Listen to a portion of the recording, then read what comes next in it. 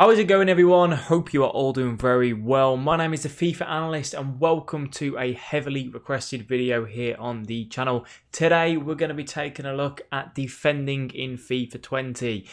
One of the difficult things to do for most players. This year it's a little bit different to last year, so we're going to dive into it, show you exactly how to defend and what you can be doing to improve in your game.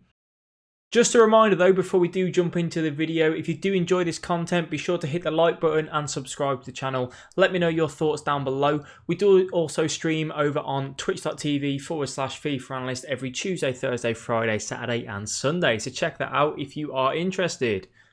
So there's a few things that you need to know about before I go and show you exactly how to defend, and that's the buttons that we're going to be using when we're defending. So there's a few simple ones which you probably already know, but we're just going to go over them and make sure. So the first one is the L2 or LT if you are on Xbox, which is the jockey button. Essentially, this is what you're going to be using for the majority of your defending.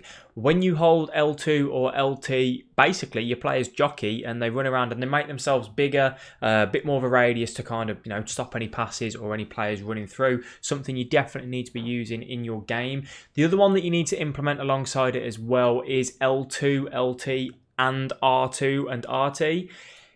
Basically, all that does is exactly what it is as the first one, but when you're jockeying, it's a sprint jockey as well. So it's a faster jockey than the normal jockey. Does that make sense? Both very similar, but you're going to be using the L2 and the R2, the fast jockey, for a lot of your defending in the middle of the park as well. But sometimes you will release from the sprint button because there are certain situations where you need to be a bit more finer movement, again, which we go into in a little while for you.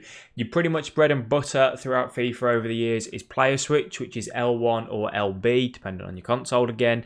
You should know that. If you don't know that, what have you been doing? One thing to take into account as well, you don't want player switch on auto in your controller settings. Make sure it's on airballs. You can have manual, but airballs is probably the most beneficial for everyone. So just make sure that you're not on auto and have it on airballs, and yeah, that'll be absolutely fine for you. And then your other one is the right stick switching, which is very simple as it sounds, which is the right stick.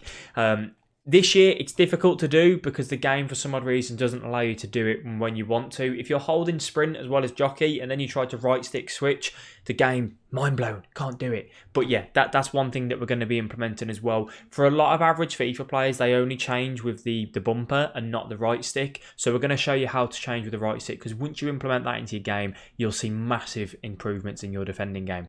So now we're going to take a look at some examples of how to defend with differences in terms of trying to read the opposition, tackling, using the jockey, all that sort of stuff. I'm going to go through and explain exactly what was going through at the time when we're kind of coming around to any sort of situation. So the first one that we've got, we can see that there's a player on the edge of the box. Mane's either got the option to play that pass or go for the near post shot. Really, that was just holding L2, cutting across with the pass and hoping that he was kind of going that way. So it was a little bit of mind games there. That's something you're going to have to kind of pick up from the opponent, really, more than anything. A lot of the defending this year is very similar to the last couple of years, where you are just going to hold the man in the middle, so your centre midfielders, and you're going to be using the L2 and the R2, the jockey, and just basically covering off those passing lanes. As soon as they penetrate through into the back line, you've then got to make a switch to your centre back, and that's where you've got to step in, get a tackle into the opponent as well, and just make sure that you can, obviously win the ball back. But the majority of defending, to be honest with you guys, is about being patient. We've got the situation here where we know Messi is either going to play the pass or he's going to run forward. As soon as he takes the opportunity to think about it, that's when you step up with Varane and put the pressure on the ball holder to win the ball back. It's about being aggressive, but timed aggression. You can't just be aggressive every single bit of opportunity that you get when defending. You have to think, have I cut off the passing lane? So the next pass that you think logically that player will make. As soon as the attacking team is umming and ahhing and he thinks, I can't make that pass, what other options have I got on? That's when you step in and take the ball back. Now, what people forget about when defending is they go from, in this situation here, we're trying to make sure we cover the 1-2. So that's what we do with Varane. As soon as the 1-2's gone, we then switch to the left back, put the pressure on the ball holder and win the ball back.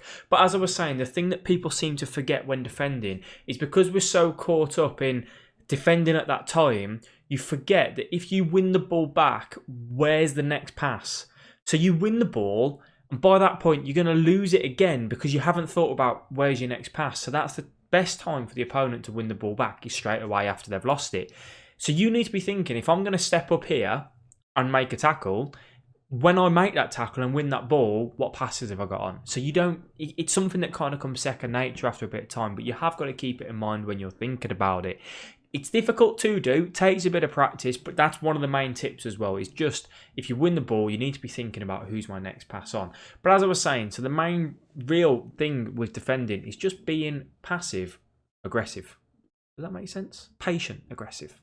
You can't just run around hopelessly, pressing tackle, trying to win the ball back.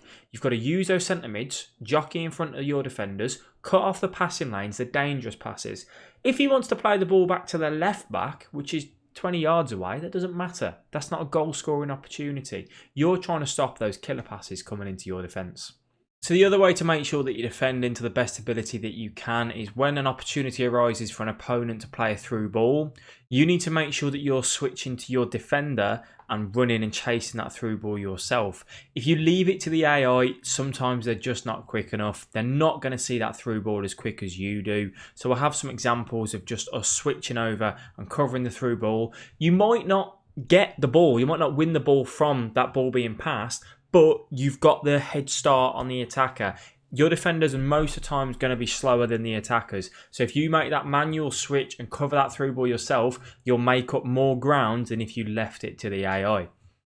So the other thing that people don't take into account when defending is obviously how your team is set up, your custom tactics and your formation. One thing that I do recommend personally, which is just how I like it, might not work for you, but should do hopefully, is that when you have your centre defensive mids or your centre mids, whoever it is, in the middle of the park, have them on cut passing lanes. Now the reason why I think that works quite well is because the AI sometimes will read a pass themselves and you might not be controlling them, and they will cut out that pass and put a foot out, intercept, all that sort of thing. We all know how strong interceptions can be, so that is something that you probably do want to get set up in there as well. They have added a feature this year where you can set one of your centre midfielders to drop between defenders, which means that they essentially drop back into like centre back and make a 5 at the back if you're playing 4.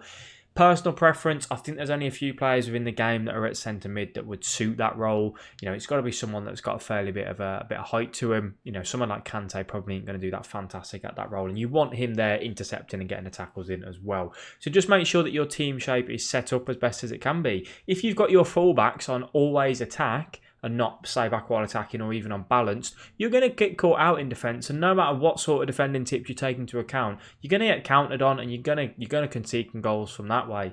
So just make sure that your team is set up the way that it needs to be, obviously within the game. One of the other little tips as well when defending, at time of recording this, is I don't press tackle that often when I go in to make a tackle. I just run into the opponent. Now they have recently, I haven't had the patch come out yet, but they have supposedly buffed tackling, which means that when you actually tackle a player, you're going to get the ball from it, hopefully. So take that with a pinch of salt.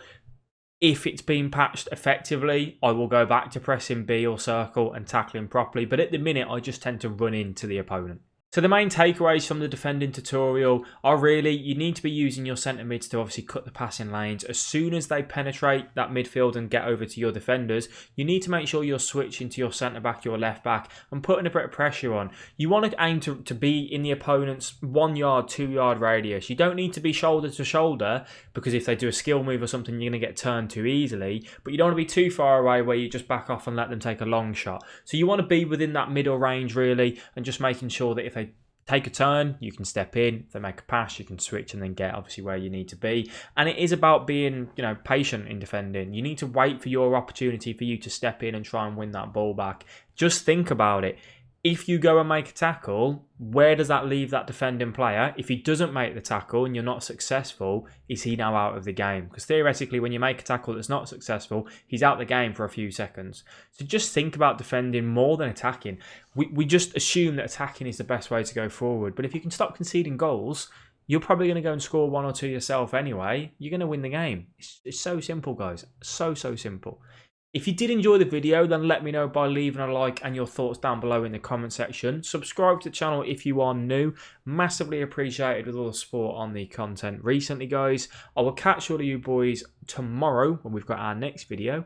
And don't forget, we've got all the socials down below. See you later, guys. Take care.